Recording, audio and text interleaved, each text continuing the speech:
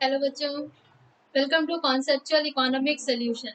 Today is our video number 1. Last video में हमने आपके साथ में क्लास 12 के इकोनॉमिक्स के सिलेबस को डिस्कस किया था और हम आज आपके साथ में इंट्रोडक्शन क्लास अपना स्टार्ट करने वाले हैं। ठीक है, तो ये हमारा पहला क्लास है आपके साथ में, इसलिए बच्चों सिलेबस जब मैं आपको बता रही थी उस समय भी कुछ बातें मैंने आपको बताई थी। आज मैं एक बार और फिर से रिपीट कर देती हूँ कि आप लोग जो भी 11 में पढ़े हो, जो पैटर्न आपने यूज किया है, ठीक है, अभी हम लोग थोड़ा सा उसमें चेंज करेंगे, क्योंकि आप लोग क्या किए, हो सकता है कि कुछ टॉपिक्स आपको नहीं समझ में आए हो, उसे आपने लर्न कर लिया हो, कुछ टॉपिक को छोड़ दिया हो, बट हम लोग बच्चों ऐसा 12th क्लास में नहीं करेंगे, चाहे वो हमारी बीएसटी हो या फिर इकोनॉमिक्स हो। अभी चूंकि हम इकोनॉमिक्स पढ़ने वाले हैं इसलिए मैं कम्प्लीटली इकोनॉमिक्स की बात करती हूँ। बीएसटी की बातें हम लोग अपने बीएसटी वाले क्लासेस में करेंगे, that is conceptual business studies solution. तो यहाँ पर इकोनॉमिक्स में जो है ना, हम लोग एक छोटे छोटे वर्ड के भी मीनिंग को समझेंगे, और जिसका मीनिंग हमें नहीं पता होगा हम क्या करेंगे, तुरंत उसको पेंसिल से लिखते चले जाएंगे, ताकि क्या होगा कि जब आप दोबारा पढ़ोगे ना तो वहां पर जब आपको लिखा हुआ मिलेगा पेंसिल से तो आपको पता चल जाएगा कि भाई इस वर्ड का मीनिंग जो है मुझे पूरा अच्छे से पढ़ लेना है। ठीक है, एक एक चीज को बच्चों, छोटे छोटे वर्ड को हम लोग क्या करेंगे, समझते चले जाएंगे, और जब वर्ड्स को समझ जाएंगे उस पर हमारा कमांड हो गया तो फिर हमें कोई भी चीज जो है स्किप करने की या रटने की जरूरत नहीं पड़ेगी। स्टार्ट करते हैं, हमारा पहला क्लास है that is introduction macro economics. अब मैक्रो इकोनॉमिक्स होता क्या है, इसकी meaning, difference between micro macro, ये सभी आप जो है 11 में पढ़ चुके हो। मैं शॉर्ट डिस्क्रिप्शन दूंगी आपको मैक्रो इकोनॉमिक्स के बारे में कि मैक्रो इकोनॉमिक्स होता क्या है। It is the study of economy as a whole. हम लोग जो है बात करते हैं होल की, मीन्स कंप्लीट स्टडी होती है ये। ठीक है, ये जो है आप पहले भी पढ़ चुके हो कि मैक्रो में जो होती है हम लोग क्या करते हैं, टोटल कंप्लीट स्टडी करते हैं। It is derived from the Greek word macros. ठीक है, इसे मैक्रोस से लिया गया है जिसका मतलब होता है लार्ज। जैसे माइक्रो हमारा किससे लिया गया था, माइक्रोस से लिया गया था जिसका मीनिंग होता था स्मॉल। ठीक है, यहाँ it is also known as theory of income and employment. Micro को हम लोग प्राइस थ्योरी बोलते थे, ठीक है, इसे हम लोग income of employment, income and employment theory बोलते हैं। Income is the determinant to solve macro problems. देखो यहाँ पर क्या है कि इनकम, इनकम जो होगा वो मेन डिटर्मिनेंट होता है जिसके बेसिस पर हम लोग हमारे मैक्रो के प्रॉब्लम्स को सॉल्व करते हैं। Examples national income, aggregate demand, aggregate supply, full employment, ये सारी चीजें आ जाएंगी इसमें। बच्चों ये जो पार्ट है ये आप ऑलरेडी जानते हो क्योंकि आपने 11 में इसे पढ़ा है। यहाँ पर एक और तरीके से हम इसे समझ सकते हैं कि जब भी हम आउटपुट करते हैं, यहाँ पर क्या लेते हैं, इसी का माइक्रो का मैक्रो का ही पार्ट मैं आपको बता रही हूँ। सबसे पहले हमने क्या किया, आउटपुट किया, ठीक है, फिर क्या हुआ, कंजम्पशन। इसी आउटपुट का क्या होगा, कंजम्पशन होगा। ठीक है, जब कंजम्पशन हुआ तो क्या हुई, इनकम जनरेट हुई। जब इनकम जनरेट होती है तो हम अपनी सेविंग्स को भी बढ़ाते हैं और फिर से क्या करते हैं, एक्सपेंडिचर भी करते हैं। ठीक है, तो ये सर्कल जो होता है ना बच्चों, ये चलते रहता है और ये सारा चीज एग्रीगेट में होता है, total, total output, total consumption, total income, total savings, total expenditure, mean सारी चीजें हमारी एग्रीगेट में चलती हैं। ठीक है, अब ये तो हो गया मैक्रो का शॉर्ट डिस्क्रिप्शन, ठीक है, जिसमें आपने मैक्रो के बारे में जो है वो पढ़ा है। ठीक है, अब जो हम देखने वाले हैं, हमारा नेक्स्ट टॉपिक है माइक्रो मैक्रो पैराडॉक्स। ठीक, इसके डिफरेंसेस को आप लोग इसके बेसिस पर आराम से लिख सकते हो क्योंकि आपने 11th में ऑलरेडी पढ़ा है। मान लो अगर नहीं भी आपको याद है तो मैंने जो अभी अब बताया है तो इसके ऑपोजिट में आप जो है माइक्रो का लिख लोगे तो माइक्रो मैक्रो में वो क्या हो जाएगा, डिफरेंस हो जाएगा। अब यहाँ पर देखो माइक्रो मैक्रो पैराडॉक्स, ये आखिर क्या होता है, यहाँ जो ये मैंने लिखा है माइक्रो मैक्रो पैराडॉक्स, तो ये आखिर होते क्या है। ठीक है, ये पैराडॉक्स क्या होते हैं, तो ये माना जाता है what is logical at the micro level may not be logical at macro level, क्योंकि माइक्रो में हम लोग क्या करते हैं, यहाँ पे बोला जा रहा है ना what is logical at micro level may not be logical at macro level. तो जो चीजें लॉजिकल है किसके लिए, माइक्रो लेवल के लिए, वो आपकी मैक्रो के लिए लॉजिकल नहीं होंगी।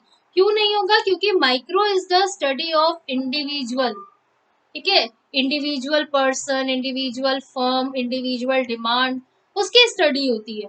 But macro is the study of whole, aggregate study हम लोग करते हैं। तो क्या इंडिविजुअल और होल कभी भी बराबर हो सकता है, नहीं हो सकता, ठीक है।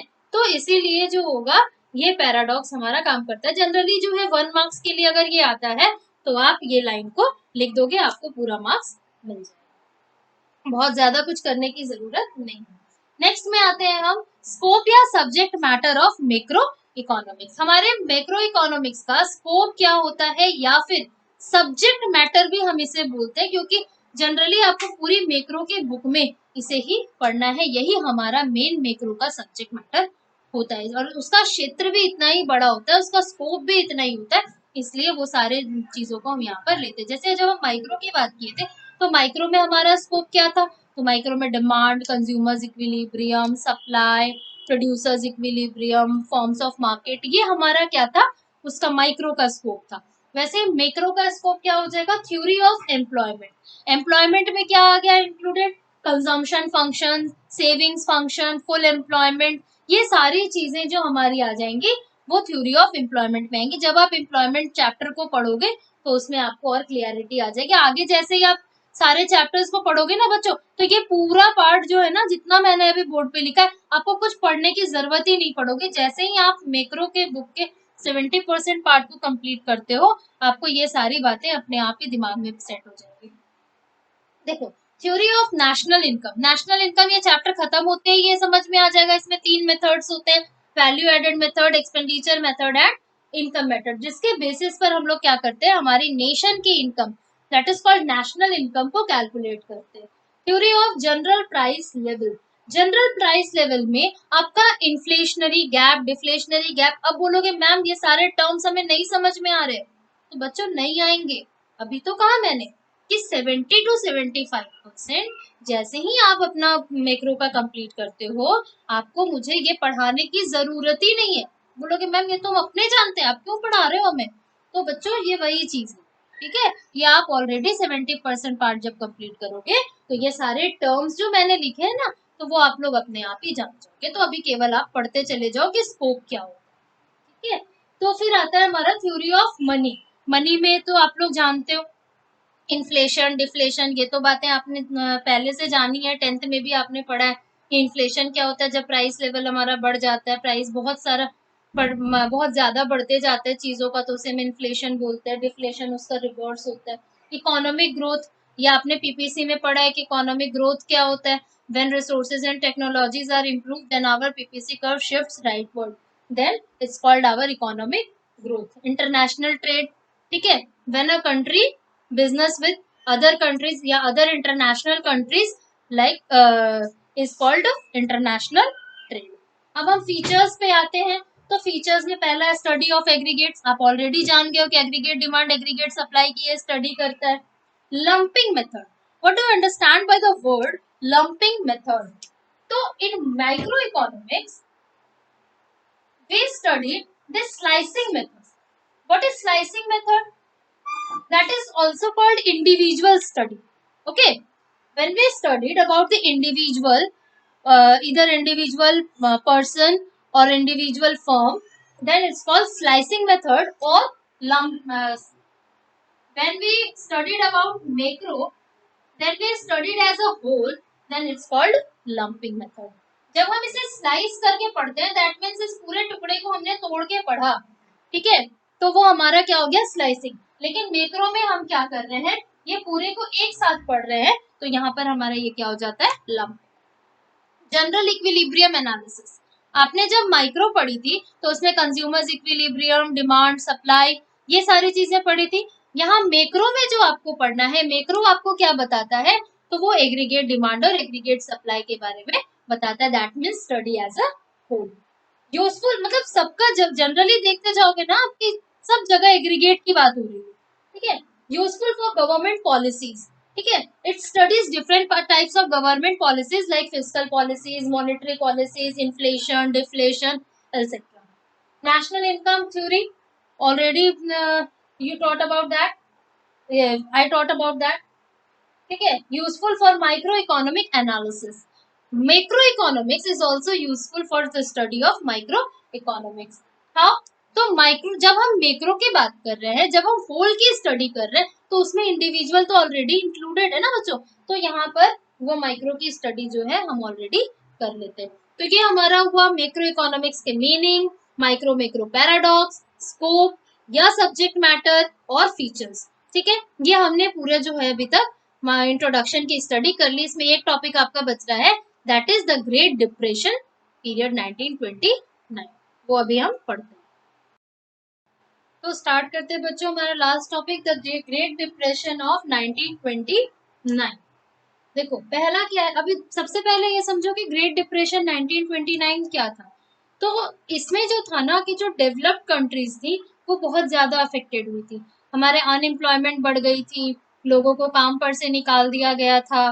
ठीक है, जब अनएम्प्लॉयमेंट हो जाएगी, काम से निकाल दिया जाएगा, तो जाहिर सी बात है ना कि इनकम लेवल तो डाउन हो जाएगा, एम्प्लॉयमेंट अनएम्प्लॉयमेंट का रेट बढ़ जाएगा, आउटपुट लेवल हमारा कम हो जाएगा. तो वही सारी बातें हमने यहाँ पर पॉइंट्स में लिखी हैं. affected the developed economies like USA, Europe. ठीक है, during this period the output and employment fell by huge amount. The AD, that means aggregate demand, was low. Workers were thrown out of jobs. Income levels were falling. ठीक है, income level जो हमारा था वो कम हो गया था. There was widespread unemployment, and in USA from 1929 to 1933 unemployment rate rose from 3% to 25% and output fell down by about 33%. तो बच्चों यहाँ पर ये आपने देखा, ये कोई बहुत ज्यादा टफ नहीं है. तुरंत आपने देखा, तुरंत आपको दिमाग में भी आ गया होगा, लर्न भी हो गया होगा कि भाई 29 में क्या होता है. Great depression. डिप्रेशन टेंशन क्यों होती है? जब कुछ खराब होता है तब ना. और खराब क्या होगा, तो काम नहीं रहेगा, गरीब हो जाएंगे, बेरोजगार हो जाएंगे, इनकम नहीं आएगी, तभी तो टेंशन होगी ना. तो जब ऐसा हुआ तो हमारा अनएम्प्लॉयमेंट बढ़ गया और आउटपुट भी जो है वो फॉल हो गया. ठीक है, तो बस यही है हमारा फर्स्ट चैप्टर. अब आपको क्या करना है कि जितना भी बोर्ड वर्क मैंने किया है बच्चों, वीडियो नंबर 1 डाल करके आपको इसको पूरे को कॉपी कर लेना है. जैसे मैंने आपको बताया है, अगर आपको याद रहता है तो अच्छी बात है, नहीं तो उसमें अगर आप अपने समझने के लिए कुछ लिखना चाहो, मैं आपको लिखने का तरीका बता देती हूँ, बाकी आप तो सब अपने हिसाब से करोगे. सपोज दैट ये आपकी कॉपी है, ठीक है, मैं एक रफ स्केच में बना रही हूँ. ठीक है, ड्राइंग मेरी बहुत अच्छी नहीं है. सपोज दैट ये कॉपी, ठीक है. तो यहाँ पर आप क्या किए, अपने लेफ्ट साइड के पेज से आपने वीडियो 1 डाल करके स्टार्ट किया. ठीक है, यहाँ पर आपने बोर्ड वर्क किया, जितना भी मैंने बोर्ड वर्क कराया. हो सकता है कि नीचे में स्पेस बच जाए या फिर दूसरे पेज पर आ जाए, तो बच्चों फिर नीचे में बचा हुआ स्पेस ना आप छोड़ करके फिर नेक्स्ट पेज से टर्न करके वीडियो 2 लिखना. उसका फायदा मैं आपको बता देती हूँ, लिखने का तरीका मैं आपको ऐसे क्यों बता रही हूँ. आप एक एक वीडियो करके अगर ऐसे कंप्लीट करते जाओगे, तो जब आप रिवीजन करोगे और ये बोर्ड वर्क सारा पढ़ लोगे, तो चैप्टर जो है पूरा कवर हो जा रहा है इस बोर्ड वर्क में.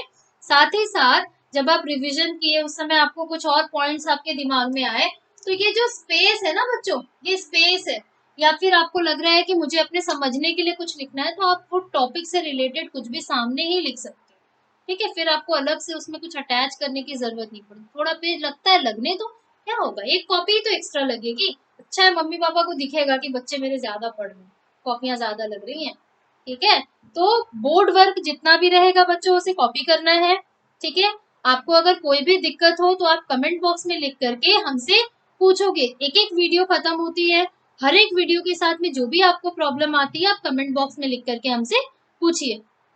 साथ ही हमारी आने वाली वीडियोस के लिए हमारे चैनल को सब्सक्राइब कर लो, ताकि क्या होगा कि जितनी भी वीडियोस हमारी आएंगी वो सारी आपको मिल सके. और बीएसटी के लिए बच्चों हमारी कॉन्सेप्चुअल बिजनेस स्टडीज सोल्यूशन है.